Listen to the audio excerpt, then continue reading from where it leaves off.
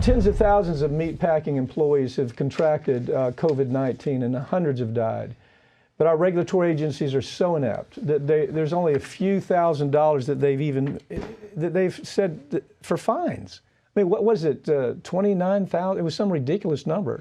Right. $29,000 in fines? $29,000 in fines. And an additional $2,000 for non-COVID related fines too. But 200 people, actually 203 by last count, 203 people died from COVID-19 after contracting it in a meat packing plant. 42,000 also ill with it. The 42,000 can't get workers' comp for it.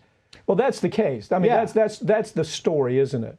42,000 people that Smithfield, what an irony. Here you got Smithfield, it's a Chinese-owned company. They're in there. How many people died from Smithfield? Was it some ungodly number of people that died? Well, there's 200 people dead. I don't know what it was for Smithfield specifically.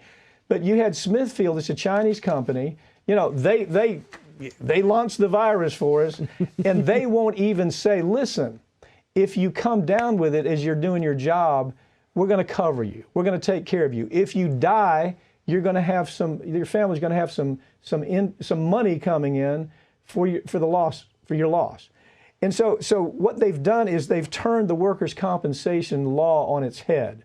They've turned OSHA on its head, haven't they? They really have, because with the workers' comp cases, they're saying, well, you're saying you caught this here, but we really think you probably caught it when you went to the grocery store. You caught it because you were out with your friends. And they do have, there's very good investigators working for these meatpacking plants on their law firms. And they'll go out and say, hey, we spied them over at this place. We spied them at this place. At church. They went to church. Right. And so that's probably where they caught it. So they're doing all this sneaky underhandedness when we can almost definitively at this point prove they got it from the unsafe and unsanitary conditions in these meatpacking plants. Well, here's part of the problem. I don't mean to paint with too big of a brush, but the worker comp lawyers, the people who typically do workers' compensation, are not really trial lawyers. Okay, they're administrative hearings, and so they don't really build a case to show how ridiculous it is that they can justify. The OSHA standard is clear.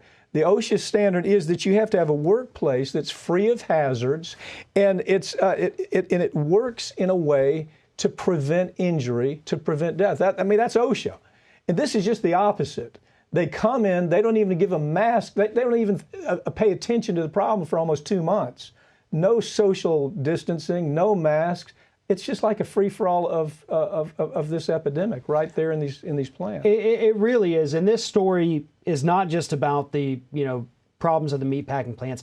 It's about the dysfunction of our regulatory agencies that's been taking place for 40 years at this point. It doesn't necessarily get a whole lot better under Democrats than it is under Republicans. We see the same dysfunction because you keep these same people in place. It's not necessarily the same individual, but it's somebody from industry. And they'll run OSHA, they'll run the FDA, they'll run Department of Transportation and all of that.